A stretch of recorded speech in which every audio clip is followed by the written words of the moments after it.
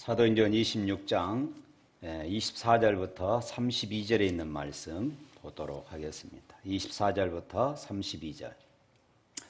바울이 이같이 변명하며 베스도가 크게 소리내어 이르되 바울아 네가 미쳤도다. 내 많은 학문이 너를 미치게 한다 하니 바울이 이르되 베스도 각하여 내가 미친 것이 아니요 참되고 온전한 말을 하나니다. 왕께서는 이 일을 아시기로 내가 왕께 담대히 말하노니 이 일에 하나라도 아시지 못함이 없는 줄 믿나이다. 이 일을 한쪽 구석에서 행한 것이 아니니이다. 아그리빠 왕이여 선지자를 믿으시나이까? 믿으시는 줄 아나이다. 아굴빠가 바울에게 이르되 네가 적은 말로 나를 권하여 그리스도인이 되게 하려 하는도다. 바울이 이르되 말이 적으나 많으나 당신뿐만 아니라 오늘 내 말을 듣는 모든 사람도 다 이렇게 결박된 것 외에는 나와 같이 되기를 하나님께 원하나이다 하니라. 왕과 총독과 번이게와 그 함께 앉은 사람들이 다 일어나서 물러가 서로 말하되 이 사람은 사형이나 결박을 당할 만한 행위가 없다 하더라. 이에 아그리빠가 베스도에게 이르되 이 사람이 만일 가이사에게 상소하지 아니하였더라면 석방될 수 있을 뻔하였다 하니라. 아멘. 공식적으로 사도 바울의 이 전도 여행은 서기 46년부터 57년까지 11년 동안에 걸쳐서 1차, 2차, 3차 전도 여행을 그렇게 했습니다. 사도 바울은 이렇게 3차 전도 여행을 마치고 그리고 예루살렘으로 돌아오게 되어지지요.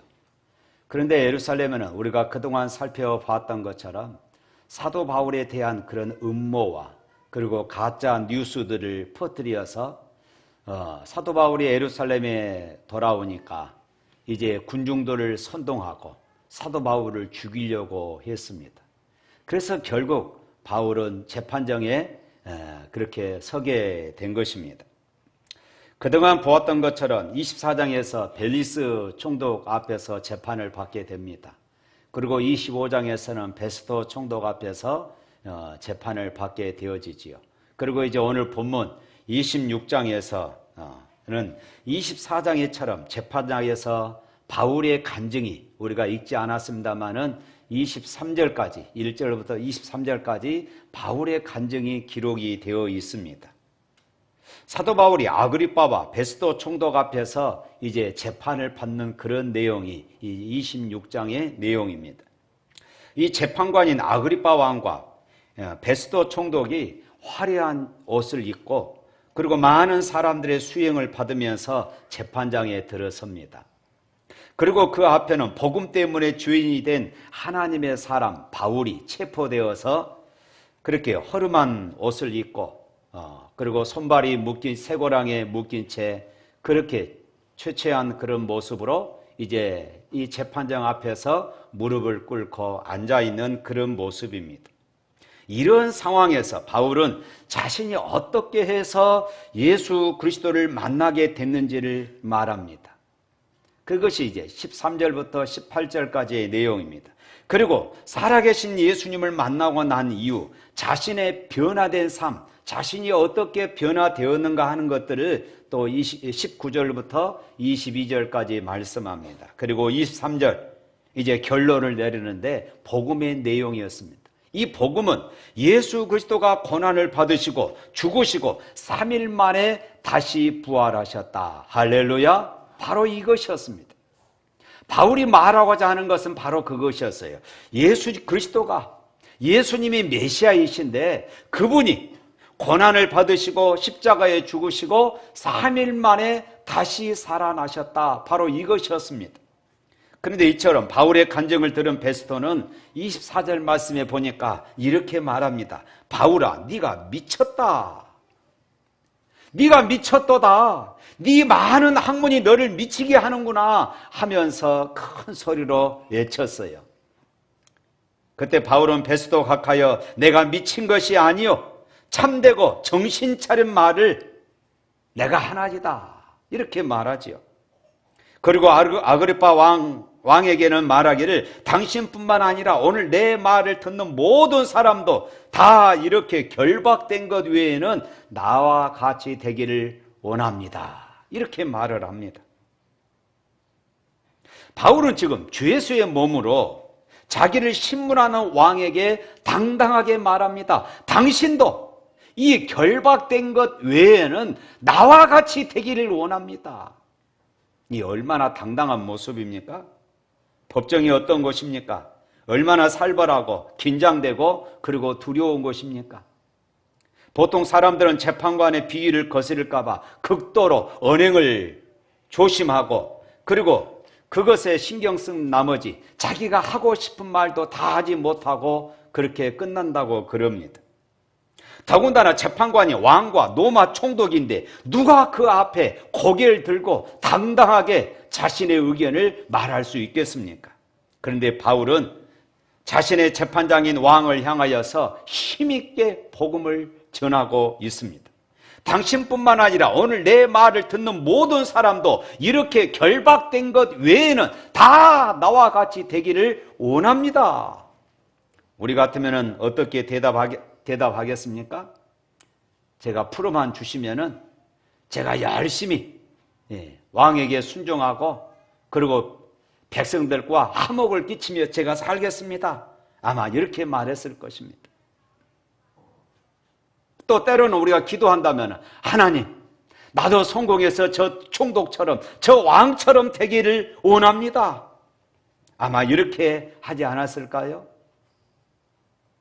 그런데 바울은 재판을 받으면서도 아그리파 왕에게 당신도 나처럼 되기를 원합니다.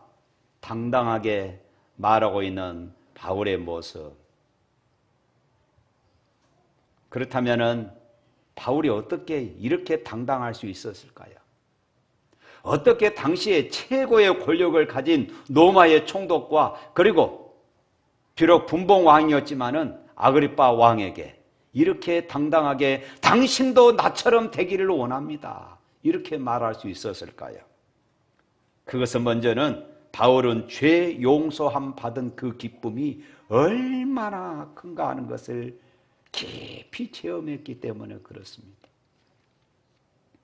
회심하기 전에 바울은 다른 대부분의 유대인들과 마찬가지로 예수님을 바로 메시아로 메시아로 오셨음을 믿지 않았습니다. 그런 까닭에 바울의 유대교적인 열정은 오히려 예수 그리스도를 열렬히 핍박하는 일에 더욱더 열심이었던 것이지요. 그래서 9절 말씀에 바울이 이렇게 말합니다. 우리 26장 9절을 한번 읽어볼까요? 26장 9절 말씀 시작. 나도 나사렛 예수의 이름을 대적하여 많은 일을 행하여야 될 줄로 스스로 생각하고 나사렛 예수의 이름을 대적하여 많은 일을 행하여야 될 줄로 내가 예수님을 대적하는 일에 많은 일을 행하여야 내가 하나님 앞에 의롭다 이렇게 생각했다는 것입니다. 그래서 열심이었다는 것이에요. 기독교를 핍박하는 일에 아주 당연히 여기고 마땅한 일로 꼭 해야 할 일로 옳은 일로 여기면서 그렇게 열정을 품었다고 그렇게 말하고 있습니다. 그 결과 바울은 기독교 박해자로서 할 수 있는 일들을 다 했습니다. 성도들을 잡아 투옥시키는 일부터 시작하여 그들에게 내려진 사형 선고에 찬성표를 던졌다고 오늘 본문은 기록합니다.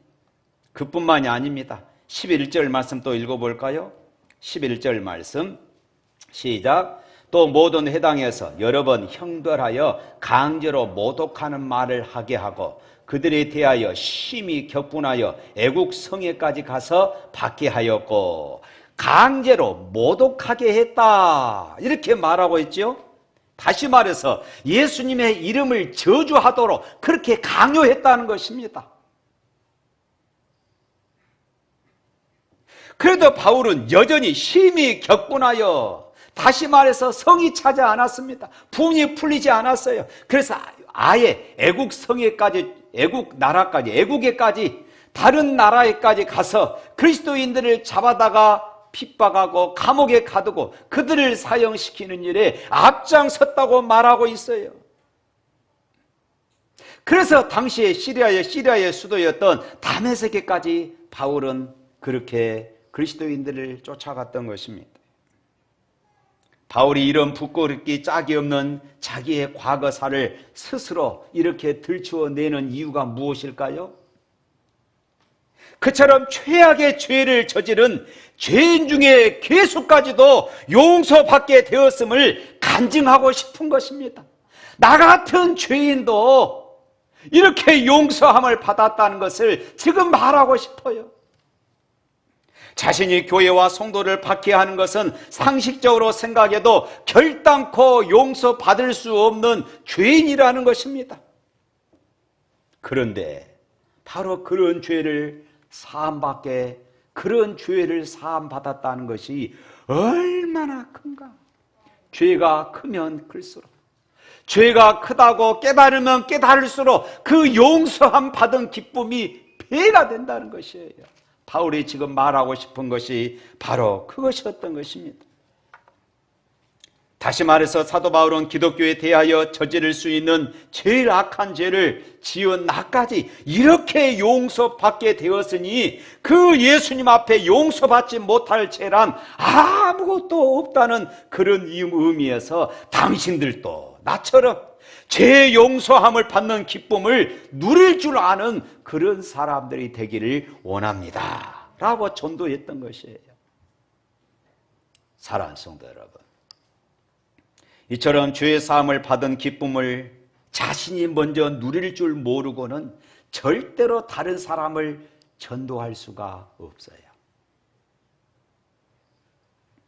하나님의 진노를 받아 마땅한 죄인이었던 내가 예수 그리스도의 공로로 구속함을 받게 된 이 감격적인 체험이 없이는 결코 다른 사람들을 향하여서 자신 있게 당신도 나처럼 되기를 원합니다.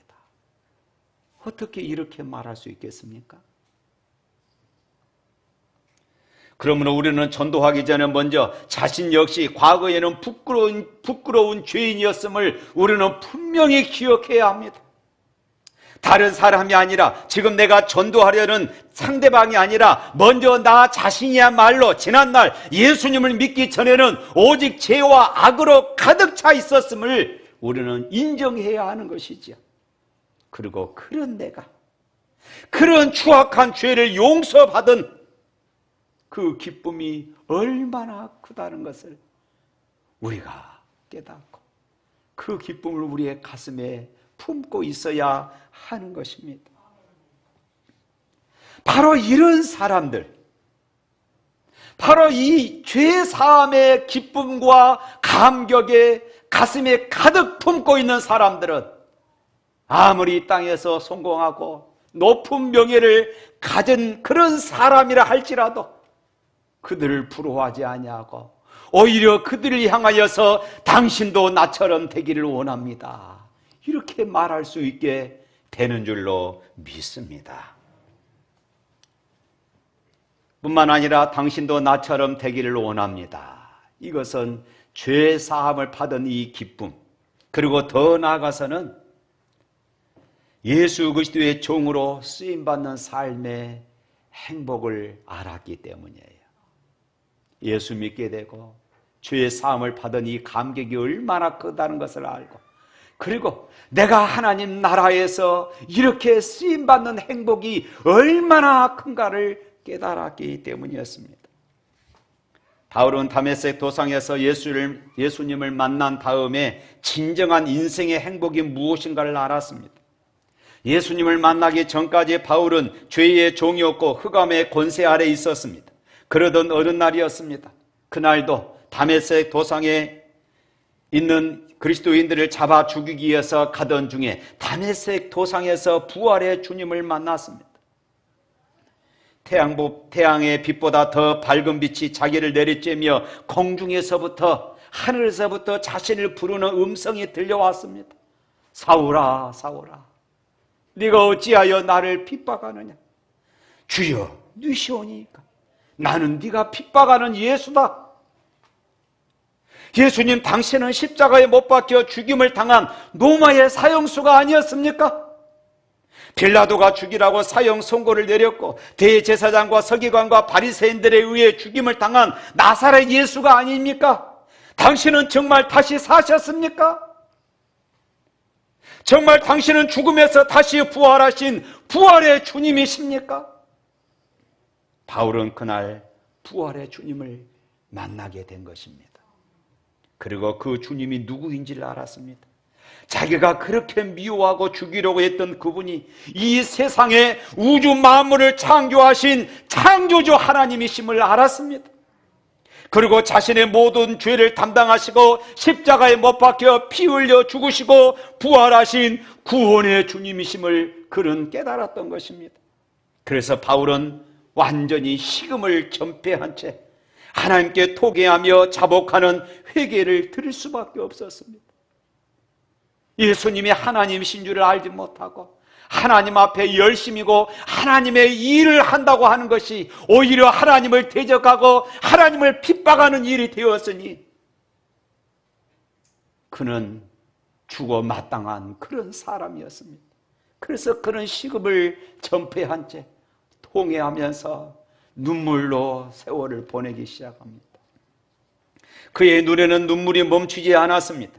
지금까지의 삶이 얼마나 무서운 죄였는가를 그는 깨달았기 때문입니다. 그리고 그는 그런 자신을 용서하시고 구원해 주신 이 은혜가 얼마나 큰가를 그는 깨달았습니다. 나 같은 죄인 살리신 주의 놀라와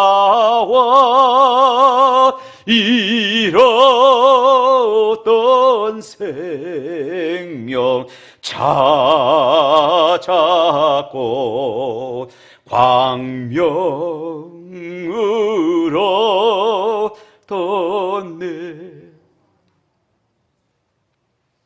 우리들 가운데도 예수님을 믿고 난 다음에, 아니 예수님을 인격적으로 만나고 난 다음 예수님을 생각만 해도 눈물이 나고 찬송만 불러도 눈물이 나고 예배당에 들어와서 공기만 마셔도 눈물이 글썽거리는, 눈물 속에 젖어 사는 이런 경험들이 있는 분들이 계실 것이에요. 아직 이런 경험이 없으신 분 없으시다면은 이 감격, 이 은혜를 사모할 수 있기를 축복합니다.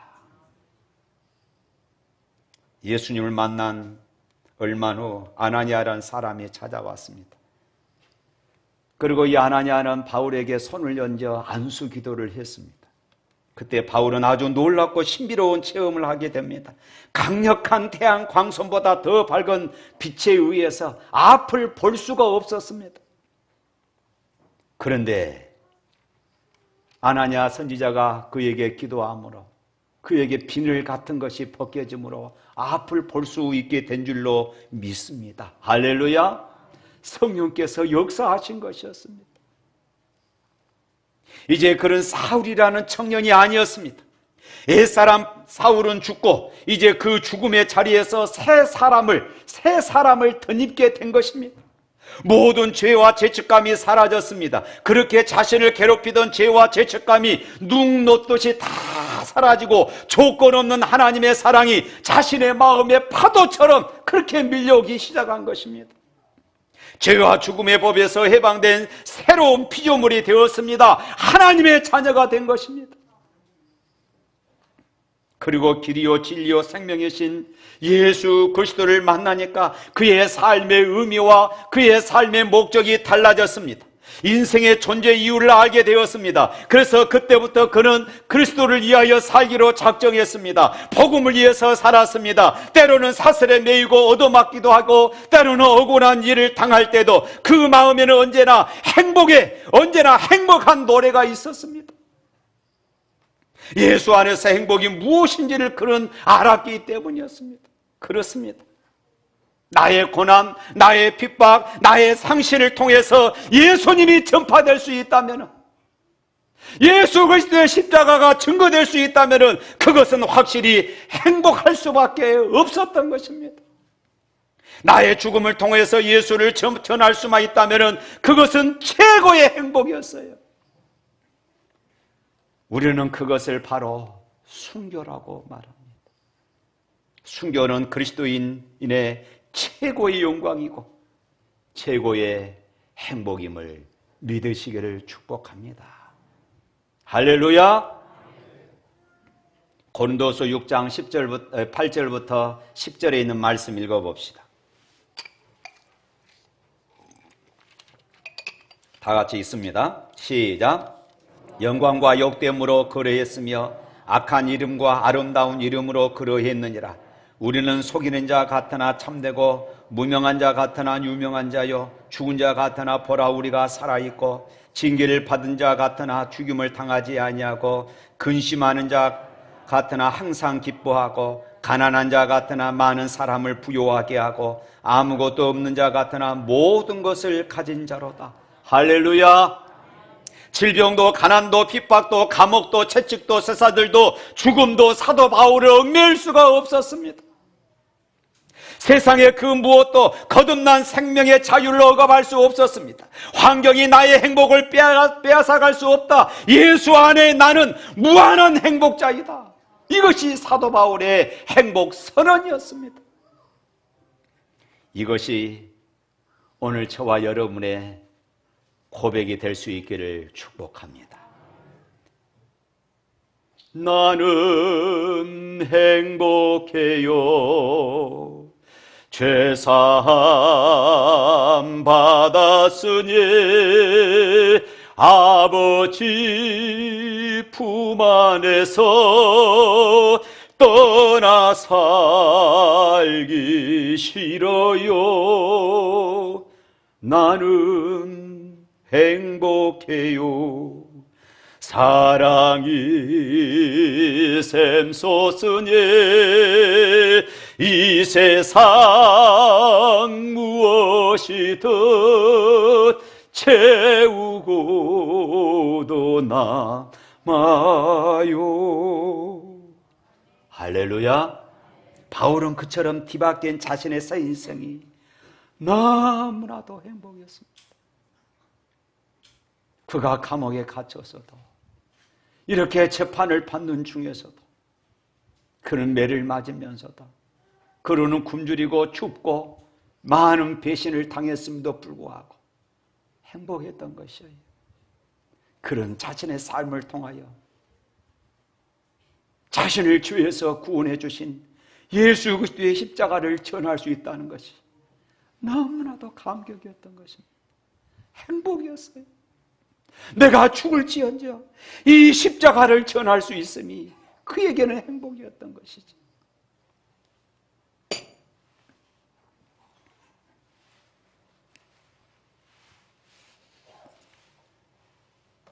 따라서 노마 총독이나 분봉왕으로 떵떵거리고 사는 사람이라도 바울에게는 조금도 부러울 것이 없었습니다. 오히려 그들을 향하여서 당신들도 나처럼 예수님의 증인으로 그리스도의 종으로 사는 사람들이 되기를 원합니다. 이렇게 당당하게 외칠 수 있었던 것입니다.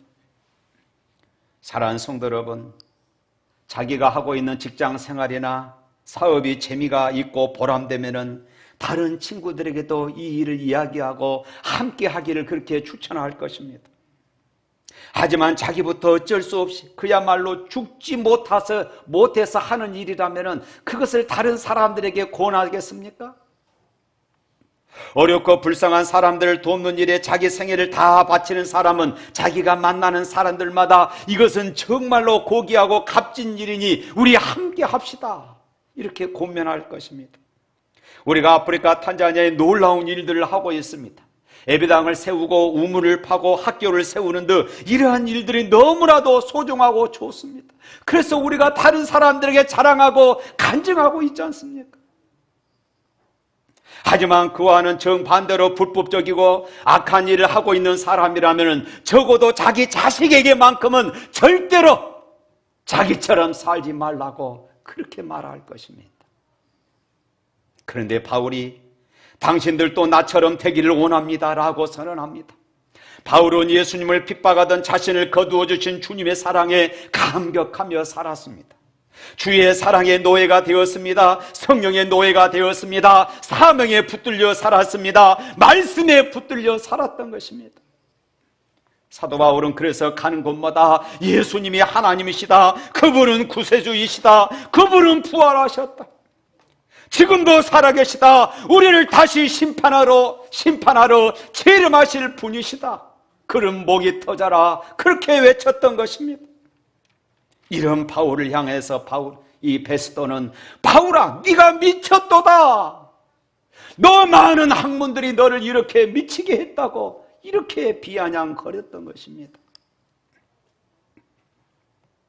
사랑하는 성도 여러분, 이 시간 여러분들에게 묻습니다. 여러분들은 무엇에 미쳐 살아가십니까? 오늘 주님께 필요로 하는 사람은, 오늘 우리 교회와 이 시대가 진정으로 필요하는 사람은 예수 그리스도 그분에게 똑바로 미칠 수 있는 사람입니다.